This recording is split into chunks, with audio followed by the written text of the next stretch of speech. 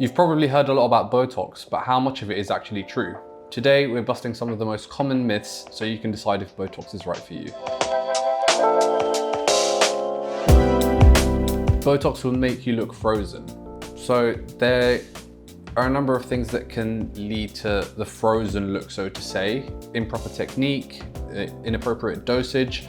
Nowadays, I would say people don't tend to like looking frozen. At the end of the day, we want to keep some natural expression in the face, whether that be still being able to raise your eyebrows or smile naturally without looking that you're not genuinely smiling. So it's all about keeping the movement natural and trying to decrease the appearance of fine lines and wrinkles. Botox is only for older people. Anyone from their 20s up until their 60s, 70s can have Botox. It's, I would say, a universal treatment through those age ranges, given that there are no contraindications to having the Botox. So Botox works more on dynamic lines. So we've got dynamic lines are the lines that appear when we make certain faces, when we frown, when we act surprised and raise our forehead, and when we smile, especially around the eyes here.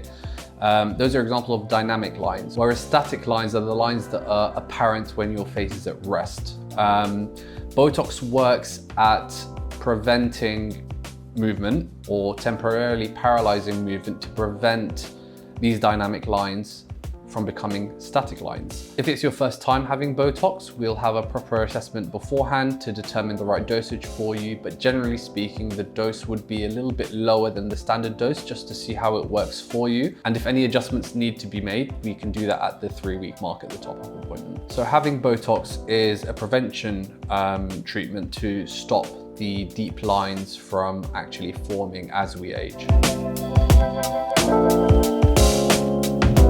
Botox is unsafe or toxic.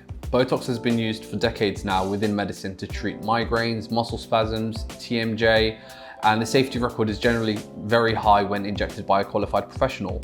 Now, when it comes to the dosage that we usually use in the face is far less than that could lead to side effects.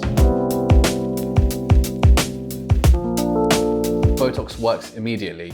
Botox usually takes around 3 to 4 days to initially start taking effect. That's when you'll start to notice a little bit of restriction in movement, and we expect to see a 90% effect in 2 weeks and a full 100% result in 3 weeks, which is when we generally tell people to come in for a review appointment to see if there are any adjustments that need to be made. Whereas fillers, the results from that are pretty much immediate. You can generally see an improvement in volume in the specific area that you've had the filler done.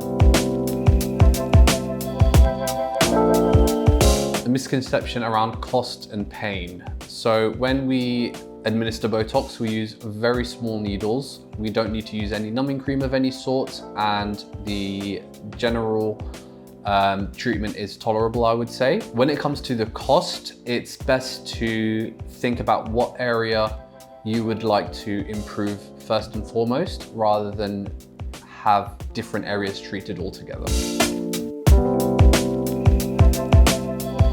Once you start, you can't stop.